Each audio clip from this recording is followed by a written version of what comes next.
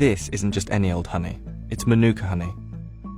And in its purest form, it can cost up to $99 per 100 grams. That's more than 100 times the price of normal honey. So why is it so expensive?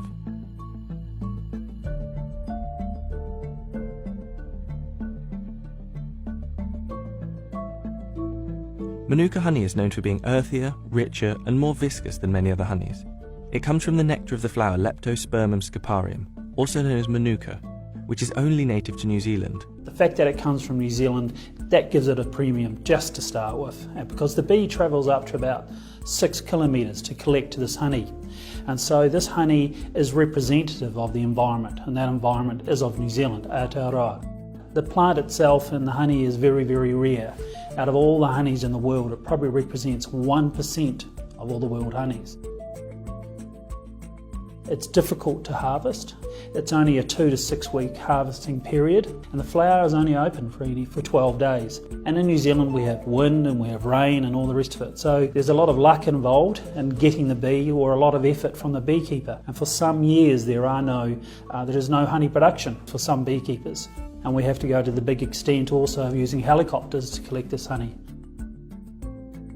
Although Manuka bushes can also be found in Australia, New Zealand accounts for almost all of the world's production, with exports worth $204 million and expected to quadruple to $800 million by 2028. New Zealand's honey is protected by a quality standard that safeguards Manuka's special properties. This honey is an expensive honey, and anything that is expensive, people will try and copy.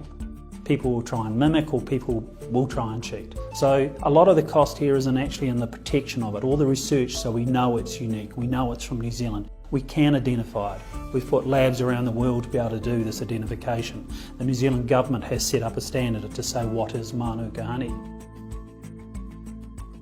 So, how does the grading system work, and what exactly are you looking for in Manuka honey?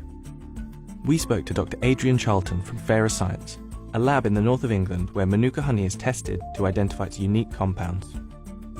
As standard, we will test for 3 compounds: dihydroxyacetone, which is known as DHA, methyl glyoxal, known as MgO, and hydroxymethylfluorophorol, HMF. These are the basic tests that we would undertake to make sure that Manuka honey contains the antimicrobial characteristics that the consumer would expect. We can detect them, but we can also measure the concentration of them, and that's done using UV light to detect at a particular wavelength the individual compounds. Each compound has slightly different properties.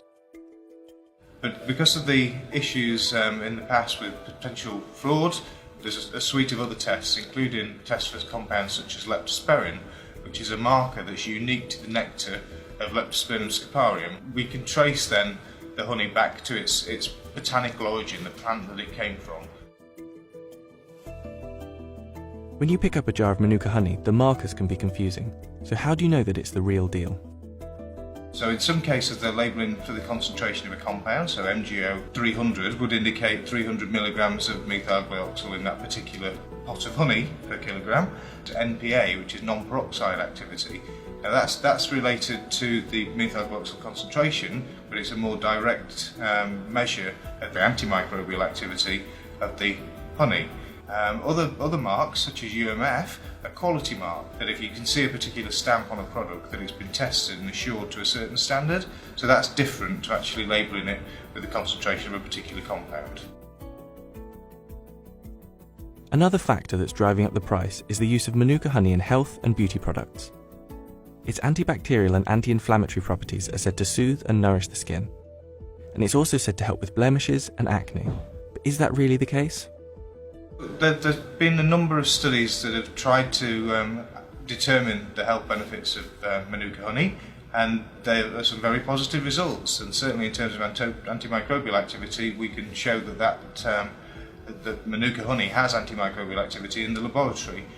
Those clinical trials over a long period of time have not been undertaken as of yet, but there are lots of reports that indicate that Manuka honey has benefits, but as yet unproven. So the jury's still out on Manuka's medicinal properties, But that hasn't stopped its popularity, and Manuka honey is serious business. The prices and demand for the honey are so high that the New Zealand police have received hundreds of reports of beehives or honey being stolen, and even reports of bees being poisoned. So if you do manage to get your hands on a jar, does it actually taste different from normal honey? Oh my god, that is delicious. The flavour is really strong. It's very thick compared to normal honey. It's got a kind of chestnutty flavour. It's not as sweet as usual honey. It's really smooth. And the taste is pretty similar to what I'm used to. The texture is really interesting. It's very, very thick, almost like creamy. Is Manuka honey really worth 100 times more than other honey? That's for you to judge. But what's for certain is that no other honey in the world is so rare and unique that it needs to pass by a lab before being sold.